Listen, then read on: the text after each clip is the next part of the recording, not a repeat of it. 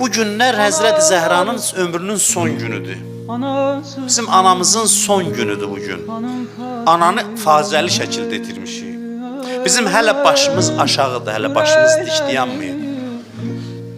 Çünki bizim anamızı qərib aparıblar. Bir şəhər insanın içində 7-8 nəfərlə aparıb qaranlıqda dəfn ediblər. Öz qədrinizi bilin, ona görə qiyamətdə deyəcəklər, Eynəl Fatimiyyun. Hanı Fatimilər? Sizi çağıracaqlar məhşərdə cəmaatın içindən. Hanı Fatimiyə əza saxlayanlar? Hanı Fatiməyə ürək yandıranlar, göz yaşı tökənlər? Zeynəb deyir, anam məsciddən qayıtdı. Gördüm üzü qibliyə dayanıb dua eləməyə. Əllərini duaya qaldırdı. Mən sevindim ki, anam bəlkə özünə şəfa istəyər. Amma elə bir dua elədi ki, məni məyus elədi. Üzü qibliyə dayandı.